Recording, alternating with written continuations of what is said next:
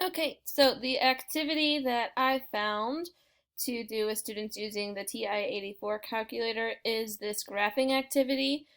So the reason I chose this activity is because coordinate plane is one of our fifth grade standards. So my students would not normally have access to a Ti-84 in fifth grade, just a little bit above what we go through.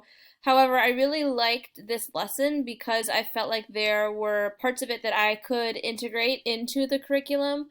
Although students might not have the calculator, by connecting my own calculator to the computer and then projecting it, I feel like we could go through a majority of these steps together. So when I explain this activity, I'm going to kind of explain it how I would adapt parts of it to make it work for my curriculum. So the first part of this activity is that students are to look at this diagram of the fish and fill in what the missing coordinates would be. So I could actually blow this up onto its own worksheet, just this first section. That could be what students could do independently while we kind of get set up for the day. This would be something that they are capable of doing. The decimals might be a little bit above their ability, but otherwise whole number lining up their coordinates, they could do that independently. After that's done, you take your coordinates and you put them into list 1 and list 2 in your calculator so that you can actually plot all of these coordinates. And so that's going through the steps here of how to plot those coordinates. My calculator is a black and white calculator, does not have the color options, but here you could select your color because there will be later in the activity, we'll be plotting multiple fish, so it's helpful to have your coordinates different colors. Next, students are trying to brainstorm how we can change the coordinates if we're moving the fish 3 units to the left. So this could be a whole group discussion. We could take just a coordinate A and talk, okay, if I take A and I move it 3 units to the left, what's my coordinate? If I do B, and then talk about the patterns that we're noticing when we move our coordinate 3 to the left, how can we quickly figure out the rest of these coordinates based on the patterns we noticed in our first few? So I would probably do that with them in a whole group discussion. Same thing for moving up 2 units, so that could be kind of an independent question to see if they understand. The next question is, how would you change the coordinates to move the fish to the right and down? So that would be kind of an extension. So if I were breaking this into smaller groups, I would probably do number 2 all together, 3 independently, and then 4 would be for my higher kids that are ready for extension.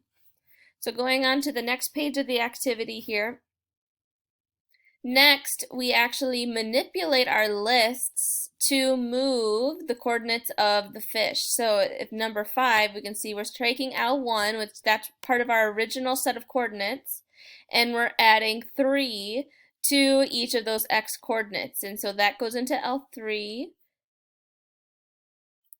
And then L2 is the Y coordinates. We're not changing those, so we're going to duplicate those into list 4. And then for number 6, we're taking our X coordinates, moving them backwards or to the left 4. That goes in the new L3, and then L2 stays the same. So we're seeing how we can manipulate the X coordinates. Then we do the same with the Y. So moving up 2, moving down 3, seeing how those Y coordinates change the fish. So again, this would probably be something I would have to lead on my calculator since students wouldn't have access to that, but we could talk through how and predict how changing X and Y values would change the image. Trying to move to our last page here. Okay, and so here is the last page of the assignment. So now you're plotting multiple fish to describe the transformation. How did we go from orange to red? So there's some questions here that lead you through that. And then part 3 is about multiplying and dividing our X and Y values to see how that changes the scale of the fish, how we can grow them larger or smaller. This would probably be a little bit beyond what my students would be able to understand in 5th grade. I think moving left and right would be kind of where I would end the activity. But this is, again, another great extension for high students, or we have high math classes in 5th grade. Maybe this is something they could move on to, but probably would stop before this part 3 if I were doing this together with my class.